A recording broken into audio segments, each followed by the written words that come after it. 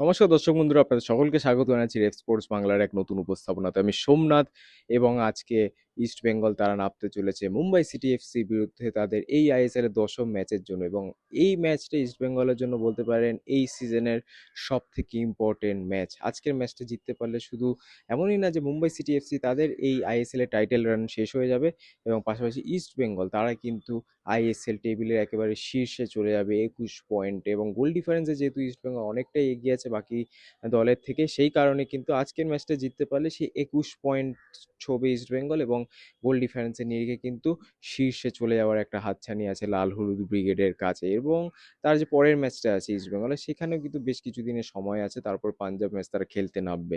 তো আজকের ম্যাচে ইস্টবেঙ্গলকে কিন্তু 3 পয়েন্ট নিতেই হবে যদি তারা এই লিগ রেসে থাকতে চায়, এবং পাশাপাশি যদি কথা বলতে হয় মুম্বাই সিটি এফসির, তাহলে কিন্তু তাদেরকেও জিততে হবে। তাদের শেষ হোম ম্যাচ এইটা মুম্বাই ফুটবল এরিনাতে, এবং এই লাস্ট হোম ম্যাচে কিন্তু পিটার ক্র্যাটকে তিনিও বলেছেন যে আমরা এই ম্যাচটা জিতেই কিন্তু যে আইএসএল এর লিগ রেসটা আছে সেখানে এগিয়ে যেতে চাই। তো আজকে প্রচণ্ড ইম্পর্ট্যান্ট একটা ম্যাচ দুটো দলের জন্য, এবং আজকে ইস্ট বেঙ্গলের দল এবং মুম্বাই সিটি এফসির দল কিভাবে সাজানো হতে পারে সেইটাই আপনাদেরকে বলবো এই প্রতিবেদনে।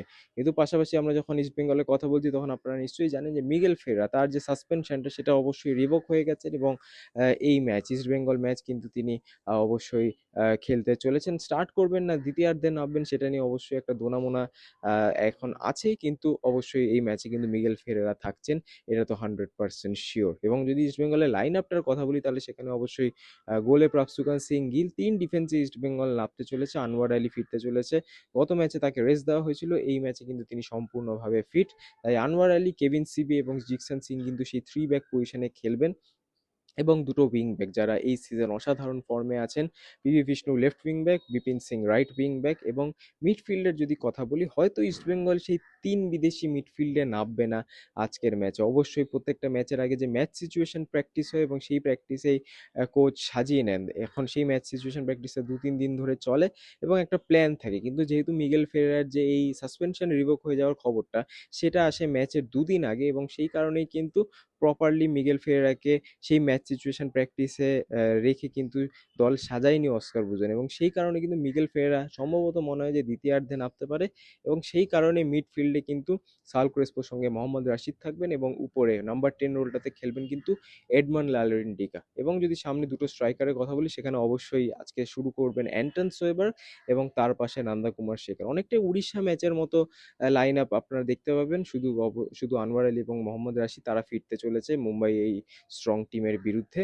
এবং অবশ্যই ইস্টবেঙ্গল যে বেঞ্চটা দেখেন, সেই বেঞ্চটাও কিন্তু বেশ স্ট্রং। অস্কার বুজন আগের ম্যাচের পোস্ট ম্যাচ প্রেস কনফারেন্সে কিন্তু বলেছিলেন যে আমাদের এই ম্যাচে বেঞ্চটা যেহেতু স্ট্রং ছিল, আমরা কিন্তু ম্যাচটা সুন্দরভাবে বের করতে পেরেছি। প্রথম অর্ধে একটা গোল তুলে নিয়েছি, এবং দ্বিতীয়ার্ধে কিন্তু বেঞ্চ স্ট্রেংথের ভর করে কিন্তু আমরা আরো দুটো গোল তুলে ম্যাচ জিতেছি। তো এই জিনিসটা ইস্টবেঙ্গল কন্টিনিউ করতে চাইছে এই মুম্বাই ম্যাচে। এবং বেঞ্চ যদি দেখেন আপনারা, সেখানে মিগেল থাকছেন, ইউসেফ থাকছেন, রাকিবের মতো প্লেয়াররা থাকছেন, জেরি যিনি আগের ম্যাচে যতটা সময় খেলেছেন ভালো খেলেছেন তিনি থাকছেন, অর্থাৎ বেঞ্চে কিন্তু পর্যাপ্ত পরিমাণে প্লেয়ার আছে যারা কিন্তু ম্যাচে নেমে তফাৎ গড়ে দিতে পারে।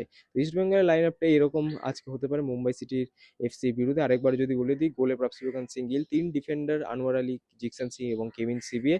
মাঝ মাঠে কিন্তু অবশ্যই সাউল ক্রেসপোর সঙ্গে জুটি বাঁধবেন মোহাম্মদ রাশিদ, নাম্বার 10 রোলটায় খেলবেন Edmund Lalrindika, left wing back PV Vishnu, right wing back Bipin Singh, এবং দুটো স্ট্রাইকার অ্যান্টন সোয়েবার্গ এবং তার পাশে নন্দা কুমার শেখর।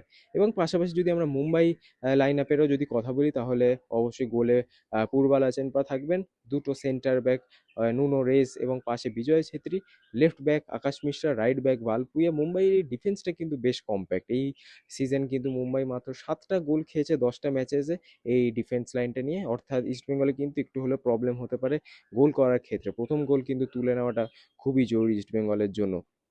মিডফিল্ডের যদি কথা বলি, তাহলে সেখানে জনি কাউকোর সঙ্গে খেলবেন জোথান পুইয়া, যিনি এই সিজন বেশ ভালো পারফর্ম করছেন। জোথান পুইয়া আপুইয়ার জায়গাটায় এসছেন মুম্বাই সিটি এফসিতে, শ্রীনিধি এখান থেকে তাকে নেওয়া হয়েছে এই বছর।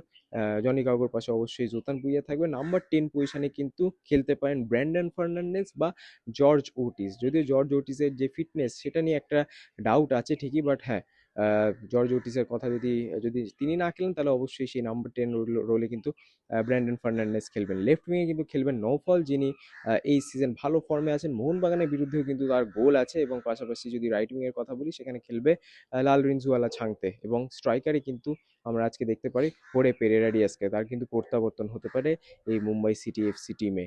তো কি মনে হয় আপনাদের যে আজকের ম্যাচটা কি হতে পারে? প্রেডিকশন অবশ্যই কমেন্ট সেকশনে জানাবেন, এবং ম্যাচ সন্ধ্যে 7:30 থেকে হবে মুম্বাই ফুটবল এরিনাতে। এবং যেহেতু আইএসএল এর ম্যাচ, ইস্টবেঙ্গল মোহনবাগানের ম্যাচের দিন আপনারা জানেন হার্ড ট্যাকেলের লাইভ হয়, pre match live, post match live. অবশ্যই জয়েন করতে ভুলবেন না। সন্ধ্যে 7টা থেকে প্রি ম্যাচ লাইভ, এবং 9:30 থেকে পোস্ট ম্যাচ লাইভ। অবশ্যই জয়েন করতে ভুলবেন না, এবং আপনাদের প্রেডিকশনও দিতে ভুলবেন না কমেন্ট সেকশনে। কি মনে হয় আজকে কি ইস্টবেঙ্গল 3 পয়েন্ট নিয়ে ছাড়তে পারবে মুম্বাই ফুটবল এরিনা, নাকি আজকেই কোথাও না কোথাও শেষ হয়ে যাবে লাল হলুদ ব্রিগেডের সেই টাইটেল স্বপ্ন? অবশ্যই কমেন্টে জানাতে ভুলবেন না, এবং কেমন লাগলো প্রতিবেদন সেটাও জানাবেন কমেন্ট সেকশনে। আর আজকের মতো এতটাই। অসংখ্য ধন্যবাদ এই ভিডিওটা দেখার জন্য। আবার আপনাদের সাথে দেখা হবে পরবর্তী ভিডিওতে। ততদিনে ভালো থাকবেন, সুস্থ থাকবেন, এবং নমস্কার।